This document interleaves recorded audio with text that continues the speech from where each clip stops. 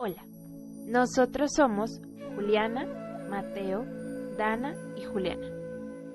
La novela titulada La ciudad de la alegría de Dominique Lapierre se sitúa y se desarrolla en Calcuta durante los años 60.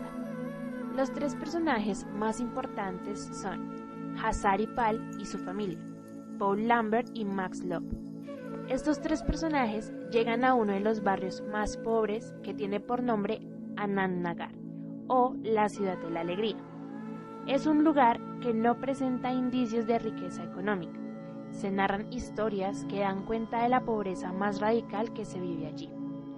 Las personas sobreviven en condiciones deplorables y su condición de vida es poco digna. Para poder realizar este libro, Lapierre se trasladó durante 2 años a un slum de Calcuta. Allí conoció a Paul Lambert, Max Love y Hazaripal, quienes le contaron su historia y la de otros personajes. En el libro se describen las problemáticas y la historia de cada uno de ellos, permitiendo así conocer sus costumbres, su cultura, el contexto, entre otros aspectos. El tema que desarrollaremos es la interculturalidad en el libro La ciudad de la alegría, de Dominique Lapierre. Para ello, tendremos en cuenta la historia de Paul Lambert, un cura francés que decide dedicar su vida a los pobres y a vivir como ellos. Por eso, decide trasladarse hasta la ciudad de la alegría de Calcuta. Allí comienza viviendo en una chabola, donde comprueba todas las penurias que sufren los diversos habitantes de la calle donde se encuentra. Al principio no tiene una buena acogida, pero poco a poco todos los habitantes le van tomando confianza. Lambert se dedica en cuerpo y alma a ayudar a estos habitantes, incluidos los leprosos. Lo que no sospechaba era todas las situaciones desagradables que tendría que vivir. A lo largo de las historias narradas en el libro encontramos diversos aspectos relacionados con la interculturalidad y sus conflictos. Se presentan situaciones discriminatorias por parte de algunos personajes. Los conflictos y los estereotipos que se presentan entre culturas pueden afectar la interacción entre los sujetos. Nos centraremos en Paul Lambert, uno de los personajes principales, el cual demuestra que es posible dejar de lado todas las diferencias interculturales y el poder convivir con el otro sin necesidad de juzgarlo y poniéndonos en sus zapatos. Presentaremos una problemática que estará ligada a diversos fragmentos del libro, los cuales narraremos y explicaremos. Para tener mejor claridad del tema, lo explicaremos a través de una problemática cotidiana: la discriminación, xenofobia y estereotipos en nuestros espacios académicos. En nuestra vida cotidiana se evidencian los estereotipos que tenemos con respecto a los jóvenes que emigran a Bogotá para estudiar. En nuestra universidad lo vivimos e incluso podemos llegar a ser quienes discriminan. Para el análisis de la problemática responderemos así a 2 preguntas.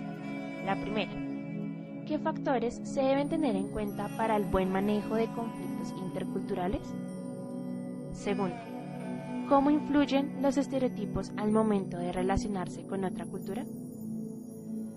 Paul Lambert era un cura francés que decidió dedicar su vida a los pobres y a vivir como ellos, a diferencia de otros religiosos que actuaban de manera superior y prepotente frente a aquellos con menos recursos.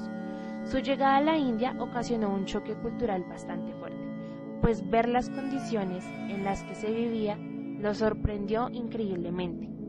Incluso la manera en cómo los demás curas de la religión y de la región trataban a los pobres lo dejó súper desconcertado.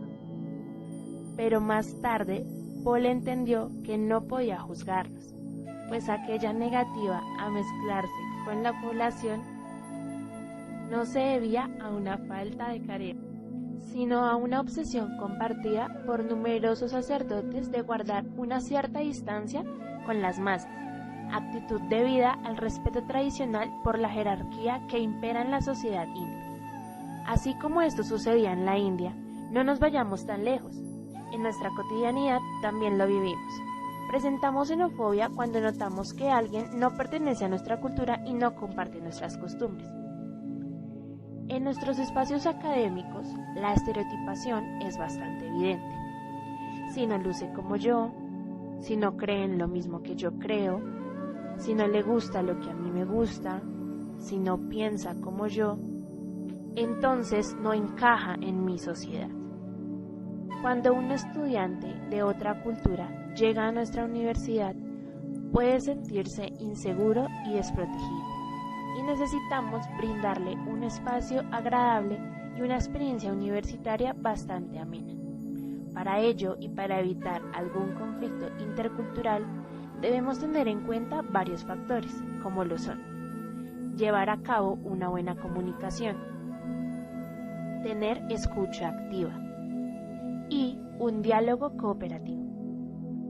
Por otro lado, los estereotipos pueden ser negativos de entrada, pues predisponen nuestro comportamiento y se crean preceptos caóticos a la hora de relacionarnos con otras culturas. En lo cultural, se puede decir que es un estereotipo de carácter racial, ya que se basan en las diferencias étnicas y culturales, considerando inferiores a personas de distinto color, lugar de origen o cultura, catalogándolos, por ejemplo, como terroristas o delincuentes. Esto afectará las relaciones con las demás personas, ya que por la forma de los estereotipos o de prejuicios los embarcan en un conflicto sujeto-sujeto. De ahí surgen guerras y la exclusión de grupos, como actualmente en Colombia se ve con grupos indígenas. Todo porque se niega a aceptar la diferencia. Entonces, al tener este estereotipo negativo sobre alguna cultura, lo que hace es indisponernos a conocer más sobre ella. Otro aspecto bastante importante es el etnocentrismo que se evidencia en la historia, pues con la llegada de Paul a aquel lugar en la India desconcertó al eclesiástico con aspectos como la sotana que el europeo no tenía que usar para pedir respeto, porque únicamente con su color de piel, su tez blanca, ya tenía que ser respetado. En cambio, para los curas indios, la sotana es a la vez un emblema y una coraza. Aunque Paul no lo hacía en modo de superioridad, los habitantes de allí lo tomaban de esta manera, pues el solo hecho de que él proviniera de Europa ya lo catalogaba como un sujeto con mayor poder en todos los sentidos. Pues esos mismos estereotipos son los que se tienen y los que se han impuesto en la sociedad con respecto a que nosotros, los que vivimos en la ciudad capitalina, tenemos más importancia y merecemos un trato de superioridad solo por el hecho de ser bogotanos. Finalmente, es inevitable recalcar cómo las élites y grupos poderosos han creado estereotipos dañinos para el pueblo con el fin de hacer control social. Aunque en la actualidad el desprecio hacia otras culturas ha disminuido, a principios de siglo era inimaginable que un caqueteño llegara a la capital a estudiar, pues de guerrillero no lo bajaban. Todo conflicto nace del miedo. En este caso, existe el miedo a que otra cultura nos opaque o sea dañina para lo que consideramos normal y bueno. Pero así como en el libro, es importante derrumbar esas barreras, dejar el miedo, ver el amor en la diferencia y así construir nuestra propia ciudad de la alegría.